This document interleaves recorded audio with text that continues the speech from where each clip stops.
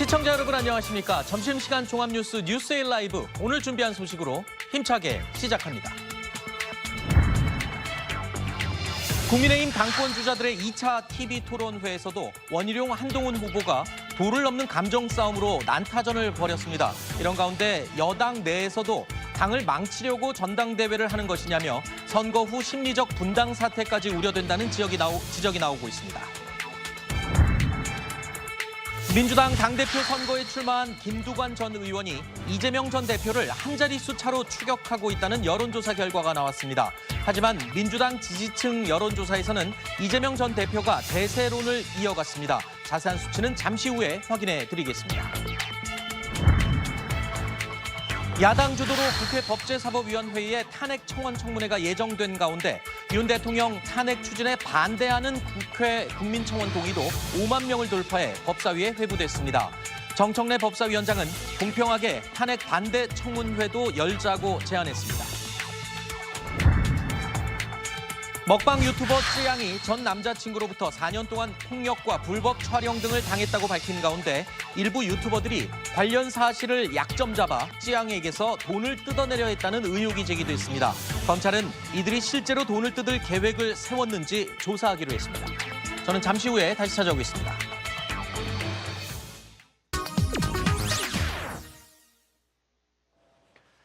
첫 소식으로 국민의힘 당권 레이스 이야기 시작해 보겠습니다. 어제 두 번째 TV 토론회가 열렸습니다. 역시 여기서도 날선 공방을 벌였습니다. 국민들이 제일 답답해하는 게 왜 이재명 대표 구속이 안 됐습니까? 왜 구속을 못 시켰습니까? 합니다. 구속 못 시켰습니다. 영장이라는 것은 사법부의 판단이잖아요. 이재명 대표 구속될 만한 사안이 아니라고 생각하시는 겁니까? 아니죠. 말꼬리를 잡지 마시고 제 말씀을 좀 들으세요. 제가 분명히 영장이 기각된 것을 보고 그동안 그런 부분은 부족하다라고 말씀하시는 게 오늘 맞지 않느냐. 검사실의 화양연하고 그래서 나는 혹시 민당분들하고 이렇게 친한가. 180석과 내가 싸웠던 장면들을 그래서 국민들께서 아까 원희룡 보셨죠. 후보 저는 하나 안타까운 게 뭐냐면은 그런 민당의 어떤 서로 그런 관계 속에서 왜 문재인 대통령에 대한 수사를 안 했을까? 문재인 정부에 있어서 저만큼 문재인 정부와 강력하게 싸웠던 사람 없었다고 생각합니다. 자, 이번에도 공격의 대상은 한동훈 후보에게로 집중되는 모습이었습니다. 국민의힘 전당대회 이제 반환점을 돈 상황인데요. 다른 후보들 어떻게 해서든 한동훈 후보의 1차 과반은 막아야 한다. 이런 분위기가 아닌가 싶은데요. 초반에는 원희룡 후보가 이 한동훈 후보 공격에 앞장을 섰었는데 지금 나경원, 윤상현 후보도 다 같이 합세해서 모두 한동훈 후보를 공격하고 있습니다. 어떻게 보셨습니까? 이번 전당대회를 보면은 그동안 수많은 전당대회가 있었는데 이렇게 개인적으로 봤을 때 저급한 전당대회는 처음 보는 것 같습니다. 네.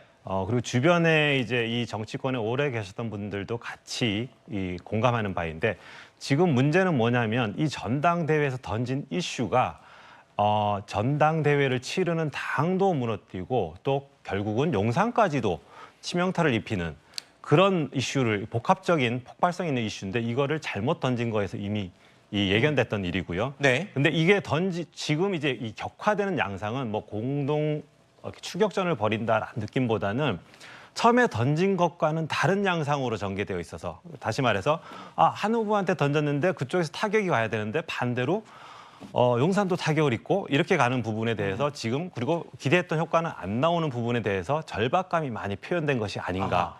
그래서 지금 점점 난타전으로 흐르고 또 지금 토론의 어떤 내용적인 측면을 보면은 굉장히 좀 수준이 낮은 쪽으로 계속 하향 평준화되고 있습니다. 네. 이런 부분들이 이런 조급함이 이렇게 나타나는 현상이 아닌가 싶습니다. 자, 그러니까 1등을 두들겨서 뭔가 좀 따라갔어야 되는데 그 효과가 안 나오니까 다른 후보들이 조급해진 게 아닌가 이런 평가를 해주셨는데 김수미 평론가는 어떻게 보셨어요? 네, 일단 이 전당대회가 여러 가지 이슈가 불거졌는데도 네. 그 기존의 구도, 그러니까 뭐 사자 구도라기보다는 한동훈이냐 아니냐 이 구도로 치러지던 것이 있었는데 그게 오히려 더 강해지는 거 아니냐 이런 또 생각들이 드는 것이고 그리고 이제 추격 주자라고 할 수 있는 나경원 의원과 윤상현 의원의 문제 제기를 보더라도 너무 지나치게 좀 협소하다라는 생각이 들어요. 네. 그러니까 구속을 못 시켰다라고 이제 나경원 의원이 이제 책망을 했는데 그러면 이제 구체적으로 뭐가 부족했는지 이런 부분들을 본인도 이제 판사 출신 아니겠습니까? 그러면 이제 영장전담 판사 입장에서 그렇게밖에 수사를 못하면 이렇게 해서 뭐 구속이 안 되는 거 아니냐, 수사가 부족했던 거 아니냐, 혹은 영장을 치는 것이 너무 일렀던 게 아니냐 이런 지적들을 구체적으로 할 수 있어야 될 것 같은데 네. 그 부분은 아니었다. 그냥 실적이 떨어졌다. 이 부분에서 이제 문제 제기를 하는 수준에 그치고 있는 것 같고, 그리고 윤상현 후보 같은 경우는 이제 민주당 시절에 그 당시 정권 시절에 이제 화양연화였었다라고 네. 한동훈 후보가 예전에 표현을 장관 시절에 했었죠. 이 부분을 네. 이제 문제 삼았는데, 근데 사실은 이거를 제대로 문제를 삼으려면 만약에 윤상현 의원 입장에서 당시에 검찰에 있었던 그러니까 자유한국당이나 이쪽에 대한 수사 중에 잘못된 것이 있었다면 그거를 파고 들어가는 방법은 이제 그 국민의힘 입장에서는 있을 수 있는 일이죠. 근데 거기에 대해서는 구체적으로 거론을 안 하고 있어요. 그 네. 이유는 과연 뭘까? 아. 그건 윤 대통령까지도 공격하는 꼴이 될까 봐 네. 좀 뒤로 물러선 게 아닌가. 그래서 겨우 남은 말이 민주당하고 친하게 지냈냐. 이렇게 얘기한 건 좀 유치한 문제 제기가 아니었나 싶습니다. 네, 공격을 하려면 이렇게 핀포인트를 잡아서 딱 찔러야 되는데 무슨 산탄총을 쏘듯이 여기저기 피해가 지금 불똥이 튀는 그런 상황이 된 게 아니냐 이런 평가들이 나오고 있는데요. 자, 이렇게 난타전이 벌이는 가운데서도 어제 토론회에서는요. 눈길을 끄는 질문이 하나 있었습니다. 192명의 야당 의원들 가운데 혹시 탐나는 인재가 있느냐라고 4명의 후보들에게 물어봤습니다. 각 후보들 이렇게 답했습니다. 살짝 바꿔서 예. 데려오고 싶은 의원. 그럼 누굽니까? 이렇게 하면 전 이재명입니다. 이재명 의원을 우리 당으로 데려와서 예. 이 국회 분란을 좀 끝내버리고 싶습니다. 굳이 한다면 추미애 의원을 모셔오고 싶습니다. 지난번 정권 창출을 만들어 주셨으니까요.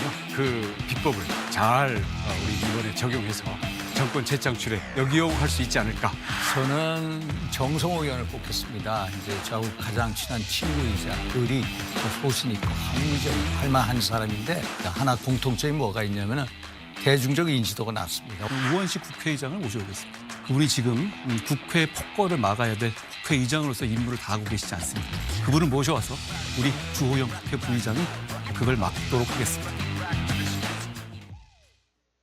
자, 들으신 것처럼 나경원, 원희룡, 한동훈 이 3명의 후보는 질문의 취지를 살짝 비틀어서 야당을 공격하는 내용으로 답변을 했습니다. 물론 이 현실적인 질문은 아닙니다만 재미삼아 던진 질문이었는데 이에 대해서 야당을 공격하는 포인트로 사용을 했고, 윤상현 후보는 개인적인 친분과 성품을 이야기하면서 대답을 피해가기도 했습니다. 자, 뭐 현명한 대답이 아니었나 뭐 이런 생각도 드는데요. 이런 상황에서 아까 했던 얘기를 계속 이어가 보겠습니다. TV토론회에서 역시나 원희룡 후보와 한동훈 후보 간의 이 난타전, 어느 쪽에서는 진흙탕 싸움이 좀 지나친 게 아니냐라고까지 평가를 하고 있는데요. 들어보시죠.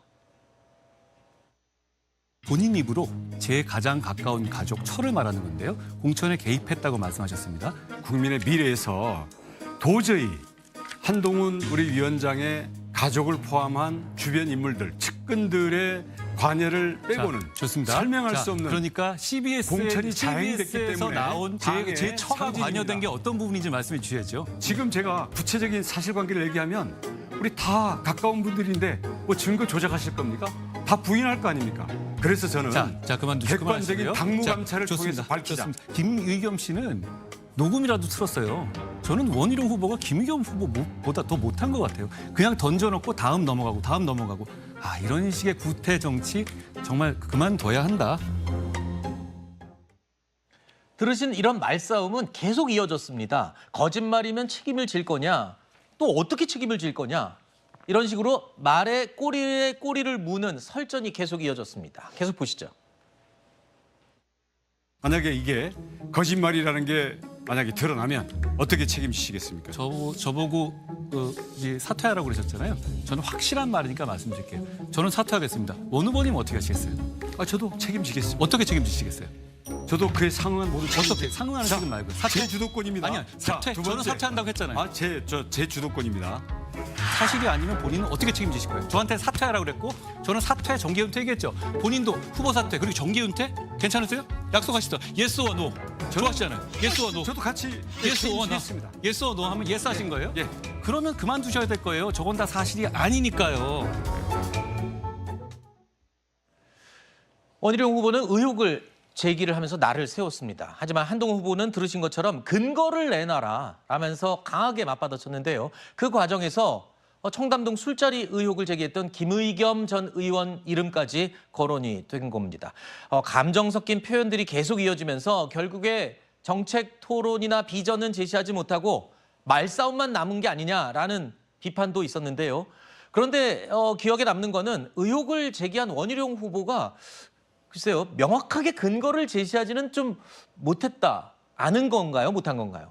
지난번 토론회에서도 비슷한 장면이 있었죠. 1차 토론회에서도 이제 한동훈 후보가 근거를 제시를 하라고 하니까 원희룡 후보 쪽에서 그 답을 하질 않고 그다음에 선관위에서 네거티브를 자제하라고 했다. 이렇게 하면서 뭐 다음에 말하겠다라고 했는데 그 시청자들께는 근거를 제시하지 않는 것이 아니라 근거를 제시하지 못하는 것처럼 보였을 겁니다. 어제도 비슷한 상황이 있었는데 한동훈 후보가 자신의 처가 공천에 관여했다는 근거가 뭔지 대달라라고 하니까 거기에 대한 직접적인 답을 피하고 오히려 지금 다 말씀드리면 증거를 조작할 거 아니냐 뭐 이런 얘기가 있었는데 저는 같은 당내에서 어떻게 증거 조작할 거냐 이런 얘기를 할 수 있는지 참 들으면서 근래 의심했습니다. 이렇게 그 명확한 근거를 대지 못하면서 네거티브를 하는 것은 우리가 지난 대선에서 여러 번 봤던 장면이에요. 대표적으로 이재명 후보가 그 당시에 윤석열 대통령에게 그 대장동의 몸통은 윤석열 후보 아니냐 이러면서 막 몰아붙였는데 사실 그런 것에 대해서 변변한 근거가 없었죠. 그런 장면이 오버랩되기 때문에 정말 당내 경선에서 이렇게 선을 넘는 과도한 네거티브, 특히나 근거 없는 네거티브는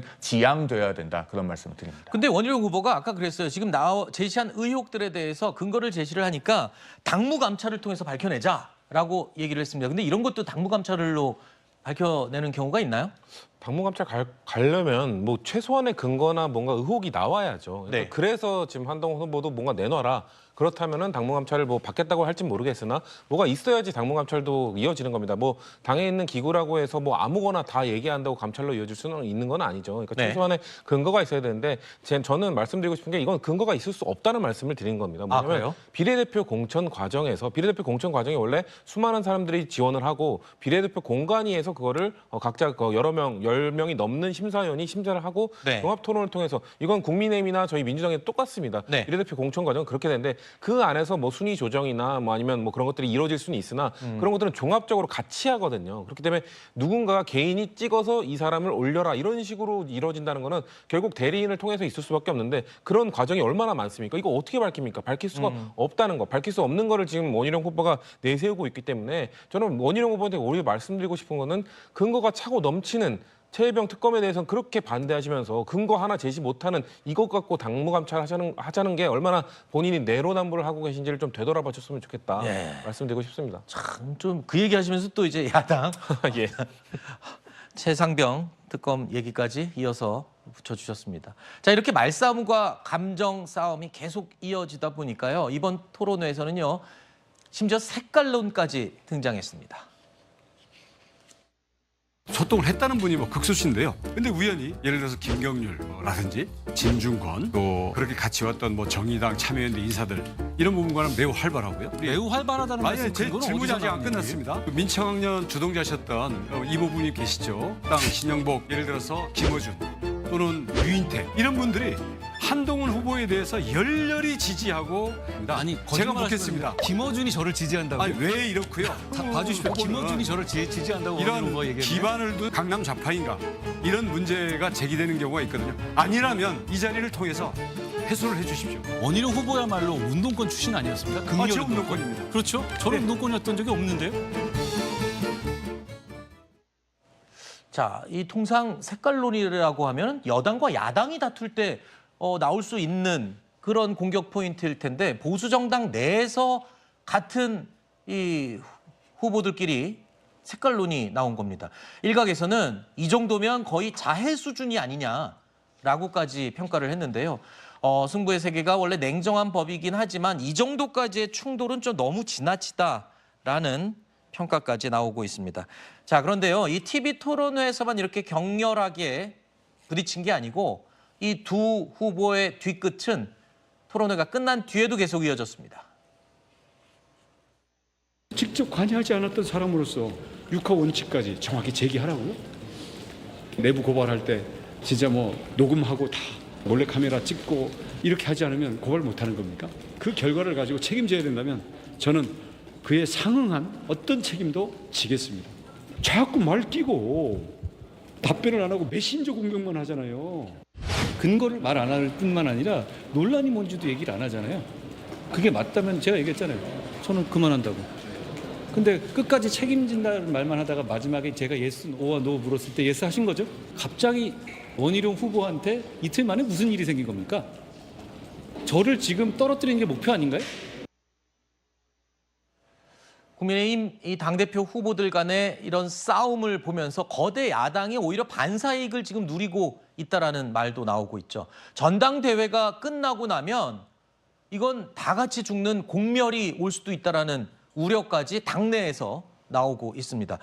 일각에서는요, 심리적인 분당 사태로까지 이어질 위기가 오지 않겠냐 이런 얘기까지 나옵니다. 이거 굉장히 심각하게 바라보고 있는 거잖아요. 국민의힘 내부에서도. 네, 그렇습니다. 제 생각에는 이미 심리적인 분당은 시작된 것 같고요. 아, 그래요? 예. 그리고 이제 물리적 분당은 사이즈가 작아서 어려울 거고, 이 지금 전당대회가 끝난 다음에 개파 갈등의 아마 예고편으로 보시는 게 더 나을 것 같습니다. 아하. 그래서 지금 분당이 그러니까 심리적 분당까지 가는 건 이 정도의 감정의 골이 이미 서 있고, 그다음에 또 진영 쪽에서는 내부적으로 이러한 재건에 대한 보수 재건에 대한 어떤 욕구가 있는데, 이 부분과도 어떻게 보면 맞아떨어져서 지금 해야 되는 또 어떤 상황으로 닥치고 있는, 그리고 만나는 지점이 형성이 될 겁니다. 그래서 네. 하반기에는 개파 갈등이 격심하고, 또 여기에 대해서 당청 관계나 또 국민과의 관계 이런 부분들에 대해서도 저희 변화가 있을 것 같습니다. 네. 아니, 이게요. 지금 며칠 안 남았습니다만 남은 기간 동안 정말 이렇게 극으로 치닫게 될까요? 아니면 그래도 정치인들인데 당을 위해서 나중엔 좀 이렇게 화해를 하고 네. 같이 뭉칠까요? 일단은 이게 뭐 전쟁 중에 제일 무서운 게 내전이라는 말이 있는데 사실 네. 근데 전당대회가 뭐 여러 정당을 통틀어서 이렇게까지 과열이 되고 심지어 남의 편인 것처럼 맞붙는 이런 전당대회는 잘 없었던 것 같아요. 그런 네. 의미에서는 또 좀 지켜봐야 되겠다. 예전 같았으면 이제 전당대회 끝나고 많이 수습을 하고 이런 그랬죠. 것들이 많았는데 이게 점점 힘들어지고 있고, 이미 한국 정치의 전조가 드러난 게 지난 대선 때도 보면 국민의힘이나 민주당이나 대선 그 경선이 끝나고 나서 경선에서 탈락한 쪽에서 금방 이렇게 선대위로 가담을 안 하고 이런 현상들이 다들 있었거든요. 그 연장에서 좀 더 이번에도 심각한 사태가 벌어지지 않을까 이렇게 보여지고, 네. 그리고 아까 전에 한동훈 후보하고 원희룡 후보 간의 싸움을 보셨지만 사실 더 중요한 것은 윤석열 대통령과 한동훈 후보의 관계예요. 이 부분을 보면 이제 심지어 최근에 드러나고 있는 것이 묘하게 이제 작년 12월 29일에 네. 한동훈 후보가 비대위원장 취임을 할 쯤에 얘기를 했던 게 우리한테 궁중암투는 필요 없다. 네. 이런 얘기를 했는데 그게 무슨 말인가 했더니 알고 봤더니 뭐 작년 12월에 이미 한동훈 후보가 법무부 장관 시절에 김건희 영부인을 두고 법 앞에 뭐 예외는 없다라고 발언한 것, 여기서부터 이미 틀어졌고, 윤 대통령의 정확한 의사는 모르겠지만 어쨌든 그 대통령실의 비서관이 한동훈 후보에게 사퇴해야 된다라고 하는 그 말을 작년 말에 했다는 게 이미 드러났거든요. 네. 그러면 이제 원희룡 후보와 한동훈 후보 간의 관계는 부차적인 겁니다. 윤석열 네. 대통령과 한동훈 후보의 관계, 이것이 틀어질 대로 틀어졌기 때문에 저는 이게 심리적 분당을 넘어서서 자칫하면 물리적 분당으로도 이어질 수도 있다. 네. 그런 전망도 해봅니다. 굳이 알리지 않아도 되는 이 이야기들이 야당 측에 그리고 외부에 다 공개되는 이런 상황이 지금 벌어지고 있는 거죠. 자, TV조선 취재기자들이 전하는 뉴스의 중심 보도본부 한나인, 저는 신효섭입니다. 오늘의 핫 키워드부터 알아보겠습니다. 네, 첫 번째 키워드는 미 핵으로 북핵 대응입니다. 윤석열 대통령과 바이든 미 대통령이 오늘 미 워싱턴 DC에서 정상회담을 갖고 북한의 핵 도발 시 미국의 핵 전력으로 대응한다는 내용의 공동 성명을 채택했습니다. 대통령실은 미국 핵 자산을 북핵 대응 용도로 문서에 명시한 것은 처음이라며 이로써 한미 한반도 핵 작전 지침이 완성됐다고 밝혔습니다. 두 번째 키워드는 급기야 제재입니다. 국민의힘 선관위가 오늘 네거티브 공방전이 선을 넘었다는 비판을 받아온 원희룡, 한동훈 후보 캠프에 주의 및 시정 명령을 내리자 한 후보 측은 이의를 신청하기로 했습니다. 앞서 어제 열린 2차 토론에서 이 원 후보는 한 후보와 측근들을 겨냥해 색깔론을 제기했고, 한 후보는 원 후보 본인이 운동권 출신이라고 맞받았습니다. 다음 키워드는 폭로 유튜버의 민낯입니다.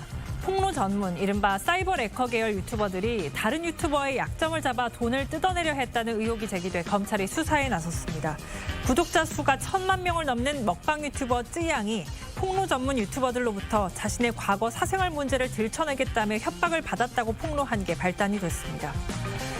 다음 키워드는 최저임금 10,000원 시대입니다.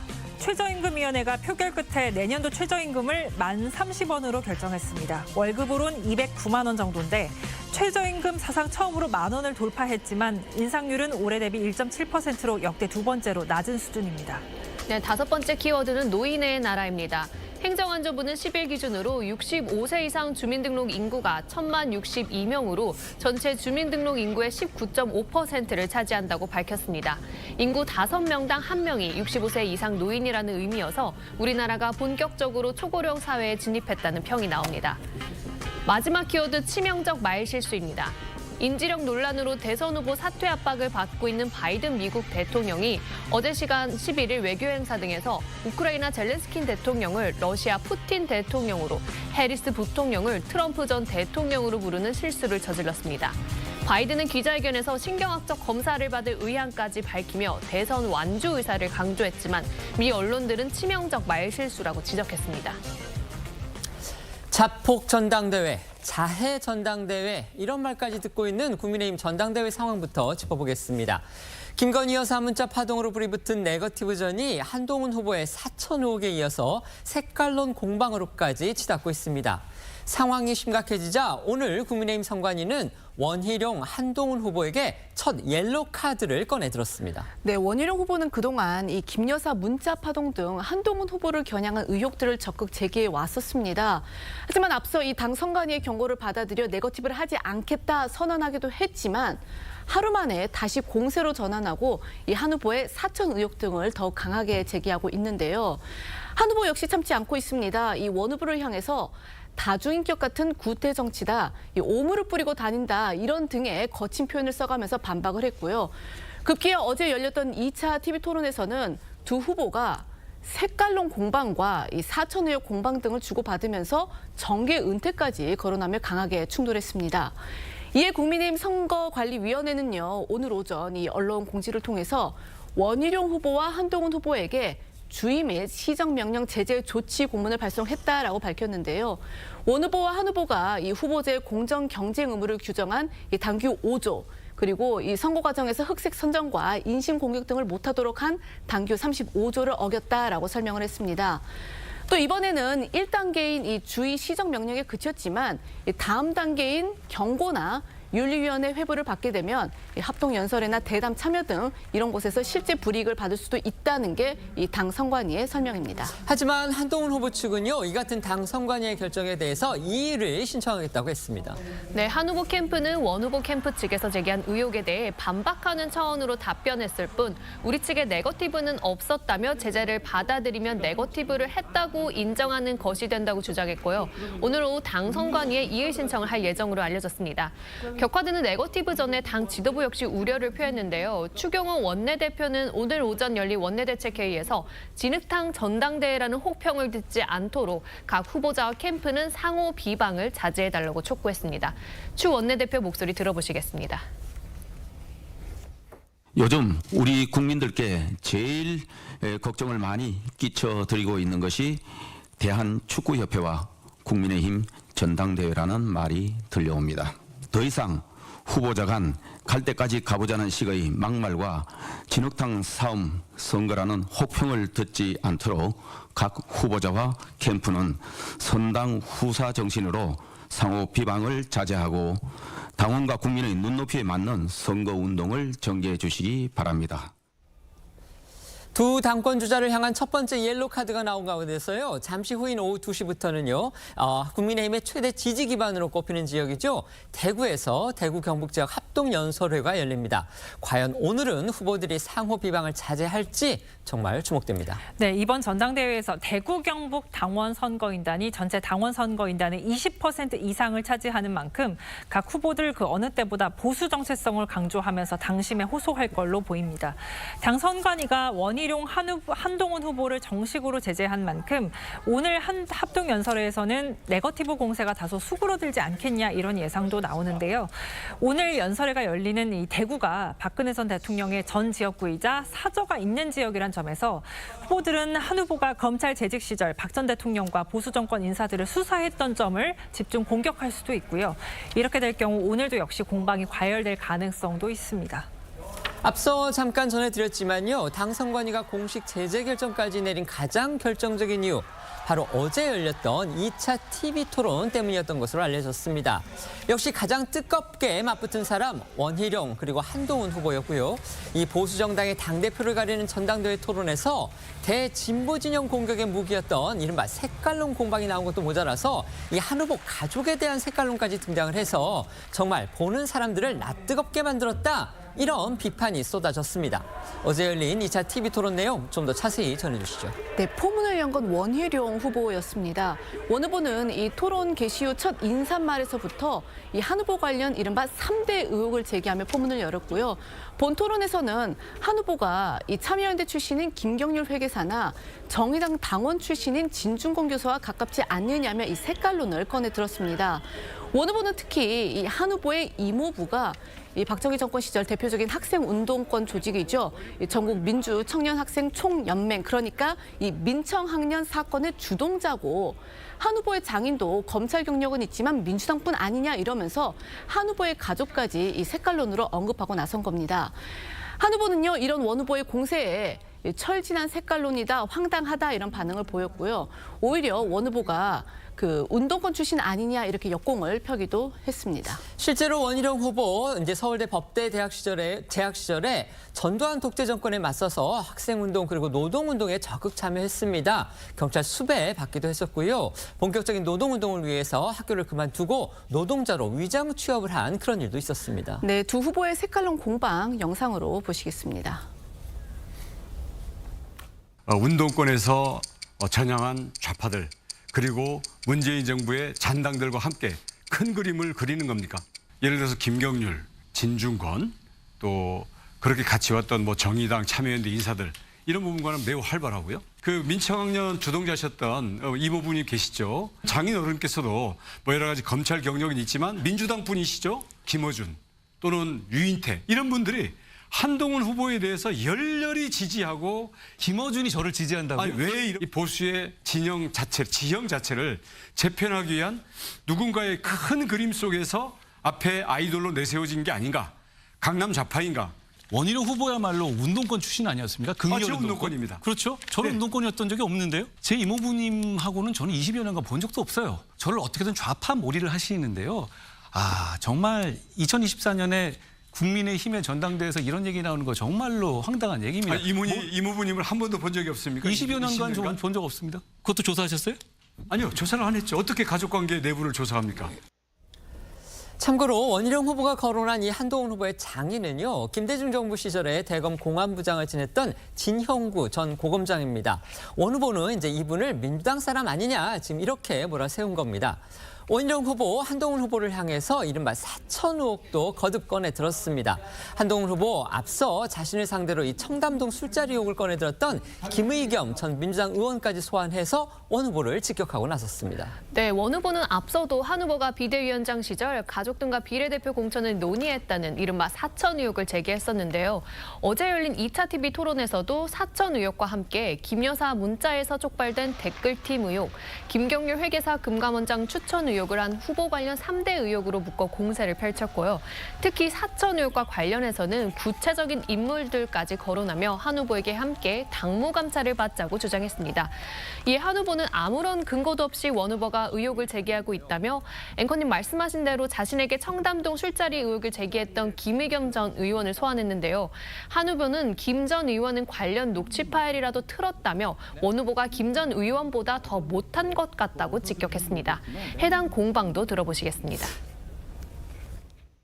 여론조성팀 의혹, 사천 의혹, 김경률 금감위원장 추천 의혹, 3대 의혹이 사실이라면 어떻게 책임지시겠습니까? 거짓말과 분열을 서슴지 않는 사람이 당대표가 된다면 우리 다 죽습니다. 이모 서기관, 전 서기관, 그리고 강모 변호사, 그리고 또 몇 현재 비례의원들도 계십니다. 이분들이 들어간 그 기준과 절차에 대해서 아무도 아는 사람이 없습니다. 저는 오히려 김의겸 씨는 녹음이라도 틀었어요. 저는 원희룡 후보가 김의겸 후보보다 더 못한 것 같아요. 제가 들었던 진술과 제가 갖고 있는 자료들을 다 당에다 제출할 아니요, 테니까 지금 얘기하세요. 당무감찰 같이 받으시겠습니까? 지금 얘기하시란 말이에요. 아니, 지금 선거 얘기하면 앞두고 그냥 오물을 뿌리시는 전부 거잖아요. 증거 어제 저도 저 토론을 봤는데요. 이제 한 후보가 주도권을 가진 토론에서도 원 후보 발언권도 없는 상태에서 이제 한 후보에 대한 공격 계속하고 또 한 후보도 지지 않고 지금 맞받아서 사회자의 제지를 받는 일이 여러 번 있었습니다. 그러더니 두 후보의 공방 급기야 후보 사퇴, 정계 은퇴 얘기로까지 비화했습니다. 네, 맞습니다. 한 후보가 먼저 자신을 둘러싼 의혹이 사실이라면 후보 사퇴, 정계 은퇴를 하겠다고 강수를 뒀고요.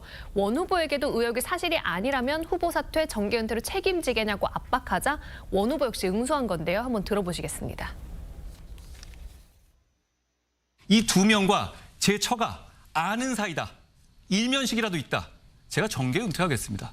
굉장히 여러 가지 말씀하셨어요. 그중에 본인이 사실이 아니면 본인은 어떻게 책임지실 거예요? 본인도 후보 사퇴 그리고 정계 은퇴? 괜찮으세요? 약속하시죠. 예스 or 노. 좋아하시잖아요. 예스 or 노. 저도 같이 예스 or 노. 책임지겠습니다. 예스 하신 거예요? 예. 뭐 원희룡 후보보다 강도도 낮고 또 빈도도 적긴 했지만 이 나경원, 윤상현 후보 역시도 한동훈 후보를 집중 견제하는 모습이었습니다. 두 사람은 한 후보가 법무부 장관이었던 시절이나 또 검사였던 시절의 성과 이 부분을 또 캐물었습니다. 네, 나경원 후보는 한 후보가 법무부 장관이던 시절에 성과가 없었다고 비판했습니다. 이재명 전 대표를 구속시키지 못했다는 건데요. 이에 한 후보는 영장은 사법부 판단이라며 당황스럽다는 반응을 보였습니다. 나경원, 한동훈 후보 공방 들어보시죠. 법무부 장관으로서 과연 성과가 있었느냐? 저는 성과가 없었다고 봅니다. 왜 이재명 대표 구속이 안 됐습니까? 왜 구속을 못 시켰습니까? 국회에서 체포 동의 요청서를 장황하게 아마 헌정사상 처음인 것 같아요. 법무부 장관께서 오셔서 장황하게 읽으셨고. 장황하다고 같은 당에서 말씀하시는 거니까 좀 당황스럽긴 합니다. 표현 자체가.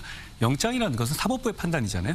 이 전략이 없었던 건 아닌가. 아직도 많은 국민들이 영장이 기각되고 나니까 이재명 대표가 죄가 없는 것 아니야 이렇게 생각을 합니다. 네, 윤상현 후보는요. 한 후보가 검찰 재직 시절 박근혜 전 대통령 탄핵으로 이어진 국정농단 수사를 했던 것에 책임을 물었습니다. 문재인 전 대통령에 대한 수사는 왜 안 했는지도 지적을 했는데요. 윤 후보 목소리 들어보고 이에 대한 한 후보 답변 들어보시죠. 박근혜 대통령께 검사로서 30년 구형하셨죠? 그 사안에 대해서는 대단히 가슴 아픈 사안이라고 생각합니다. 다만 우리 지지자들은 이미 탄핵의 강을 건넜는데 저는 하나 안타까운 게 뭐냐면은 왜 문재인 대통령에 대한 수사를 안 했을까? 제가 문재인 정권 후반기에 좌천을 4번 당하고 압수수색을 2번 당하고 구속위기까지 갔었잖아요. 문재인 정권에 대해서 직접적인 수사를 했기 때문이었습니다.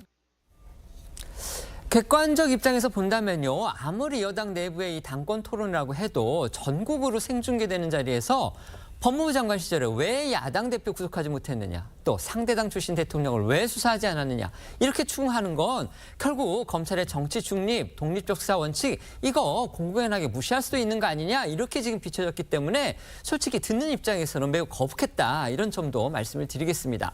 후보들 간 설전은요. 특히 원희룡 후보와 한동훈 후보를 각각 지지하고 있는 친윤계 또는 이제 친한계 인사들까지 공방에 지금 참전하는 양상으로 또 커지고 있습니다. 결국 전대 이후에 계파 갈등의 후유증 더욱 걱정하게 만드는 그런 요인이 되고 있는 겁니다. 네, 원희룡 후보는 앞서 이 한동훈 후보가 김 여사의 사과 의지를 묵살했다며 이 고의로 총선에서 진 것 아니냐 이런 의혹을 제기했었는데 여기에 이 친한계로 분류되는 의원들이 일제히 강한 비판을 쏟아냈습니다. 장동혁, 박정훈 최고위원 후보는요, 이 고의 패배라는 말처럼 막가파식 주장은 들어본 적도 없다면서 원 후보를 직격을 했고요.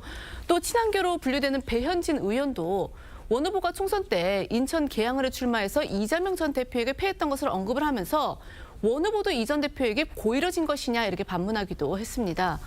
이런 이 친한계의 공세에 원희룡 후보 캠프 인사들은요. 한 후보가 원 후보에게 오물, 노상방뇨 등의 이 거친 표현을 사용한 것을 지적하면서 반격했는데요. 그러니까 한 후보가 패배를 작정한 사람이 아니면 도저히 할 수 없는 행동을 했기 때문에 그 이유를 물은 것이고 또 대표 자격을 이야기하는데 오물, 노상방뇨라는 말은 왜 나오느냐 이렇게 목소리를 높인 겁니다. 이처럼 이 상호 비방전이 격화되자 당내에서도 보수 정당 내 뿌리 깊은 이 계파 갈등 문제가 민낯을 드러낸 것 아니냐라는 지적이 나오고 있습니다. 전당대회가 끝난 후에 봉합이 쉽지 않다, 심리적 분당 사태로까지 이어질 것이다라는 우려도 나오고 있습니다. 국민의힘의 이 같은 내전, 과거 대선 경선의 경쟁자였던 홍준표 대구시장 그리고 유승민 전 의원 사이에서도 아주 치열하게 벌어지고 있습니다. 지난 8일부터 시작됐던 두 사람의 설전, 오늘까지도 이어졌습니다. 네, 저희도 앞서 전해드렸었는데요. 시작은 지난 8일 홍준표 시장이 한동훈 후보를 비판하는 과정에서 한 후보가 유승민 전 의원의 길을 가고 있다고 비판글을 올린 것이었고요. 이에 유 전 의원도 참지 않고 홍 시장의 도발을 얼마든지 상대해주겠다. 윤 대통령의 힘이 빠지면 누구보다 먼저 등에 칼을 꽂을 자가 바로 코박홍 같은 아부꾼이라고 맞받아치면서 두 사람의 설전이 이어진 건데요. 여기서 코박홍은 코를 박은 홍준표의 줄임말로 윤 대통령에게 고개 숙여 인사를 건네는 홍 시장의 모습을 풍자한 용어입니다. 이에 홍 시장은 해묵은 논쟁은 그만하자면서도 유 전 의원이 박근혜 전 대통령을 끝까지 지키겠다고 연설했던 과거 영상을 올리며 유 전 의원의 배신자 이미지를 부각했고요. 유 전 의원은 어제 홍 시장의 특활비 유용 의혹 관련 뉴스 등을 올리며 맞대응 수위를 더욱 올렸습니다. 홍 시장은 거짓 기사에 흔들릴 내가 아니라며 나머지 정치 역정의 배신자들과 같이 가지 않을 것이다. 한 번 배신한 자가 두 번 배신 안 하겠냐고 유 전 의원을 거듭 겨냥했고요. 유 전 의원 역시 곧바로 홍 시장을 향해 수억 원 특활비를 사유화해 마누라 챙겨주는 상남자, 말바꾸기의 달인 카멜레홍, 자서전에 자랑스럽게 쓴 돼지발정제 성폭력 모의 등 원색적 비난을 이어갔습니다. 두 사람 정말 보수 정당 내부에서 물론 입장과 생각은 많이 달랐겠지만 어느새 손꼽히는 대표적인 중진 또 원로죠. 어떻게 보면. 그런데 이런 분들이 이렇게 원색적으로 설전을 벌이니까 도대체 언제까지 이러느냐. 언제까지 이럴 것이냐 이런 어떤 한탄 같은 것도 나왔던 게 사실입니다. 자, 일단 오늘 홍 시장부터 더 이상 상대 안 하겠다. 이렇게 밝히기는 했습니다. 네, 맞습니다. 홍 시장은 자신의 소통 채널을 통해 유 전 의원 간의 설전에 대해 내가 이런 거 한두 번 당한 것이 아니라며 공황장애가 온 모양인데 더 이상 상대하지 않겠다고 선언했습니다. 국민의힘 전당대회가 네거티브 공방으로 비화가 되면서요. 당선관위에서 원희룡 한동훈 후보한테 첫 옐로우 카드를 꺼내는 그런 지경까지 이르렀습니다. 다만 한동훈 후보 측 원희룡 후보의 공세에 우리는 반박했을 뿐이고 먼저 네거티브를 한 적이 없는데 왜 우리까지 같이 제재를 당해야 하느냐 이러면서 잠시 뒤에야 아마 이의 신청을 하려는 모양입니다. 이 상황 어떻게 보십니까? 일단 한동훈 후보 쪽에서야 책임이 없다 또는 책임의 경종을 따지고 싶겠죠. 그렇지만 사태가 이 지경까지 온 데는 다 같이 공동 책임이 있다고 저는 봅니다. 왜 그러냐면은 가령 조금 전에 말씀드린 그 어떤 그 네거티브가 하면서 색깔론 있지 않습니까? 색깔론에 대해서 물론 원희룡 후보가 먼저 제기를 했지만 거기에 대해서 해명을 하는데 거치지 않고 원희룡 후보의 과거 학생 운동권 전력을 다시 끄집어냈거든요. 그런 부분이 또 하나 있고 또 두 후보 간에만 진행되는 것이 아니고 캠프 안에서도 많이 진행이 돼요. 캠프 안에서 당동혁 최고위원 후보 같은 경우는 이 문자 메시지가 전부 다 원희룡 캠프 쪽에서 다 조작을 한 것, 어떻게 유포를 한 거다 이렇게 주장을 하고 있던 것. 이것도 일종의 네거티브가 되는 것이거든요. 이 상황에서 가장 먼저 여기에 공감을 하고 이 지도부가 만약에 이렇게 자제를 요청을 하면 따라야 되는 사람이 저는 한동훈 후보라고 봅니다. 왜냐하면은 전직 당 대표 격이었던 비대위원장까지 지냈고 또 어쨌든 좀 앞서가는 후보로 이렇게 본인이 인정이 되고 있기 때문에 본인이 이것을 받아들이는 것을 해서 이 받아들여서 양쪽이 다 받아들여서 이걸 전환을 하는 분위기를 전환을 하는 계기로 삼아야 되지 않을까 싶습니다. 그러니까 저 제재 조치를 받아들이라는 그런 의미이신 거죠. 그렇죠. 네네. 이제 국민의힘 선관위 입장에서는 이게 뜨거워지는 수준이 아니라 낯뜨거워지는 수준이 되기 때문에 일단은 좀 식혀야 될 필요가 있다고 판단한 것 같습니다. 내용 자체가 이 네거티브에 대한 부분들이야 당연히 전당대회에서 있을 수 있으나 이 내용 자체가요. 국민의힘 전당대회에서 나올 만한 내용인가? 아까도 보셨지만 무슨 색깔론부터 뭐 좌파, 강남 좌파 얘기를 하잖아요. 그거는 따지고 보면은 본인들 스스로 그러면 윤석열 대통령 자체도 한동훈 그 지금 후보 자체가 좌파라면 윤석열 대통령도 문재인 정부에서 검찰총장 했지 않습니까? 그러면 좌파라 규정해버리기 때문에 이거는 선관위가 보기에도 이건 지나친 네거티브다라는 판단을 한 것 같고요. 한동훈 후보 측은 억울할 수 있죠. 예를 들면 이제 물론 대세론 때문에 본인이 공격받는 것까지는 인정하겠으나 가족까지 그리고 사상까지 검증나가는 차원에서 싸잡아서 나까지 왜 네거티브를 한다고 하지? 라는 측면은 분명히 주장할 수 있는 바라고 저는 좀 판단이 됩니다. 네.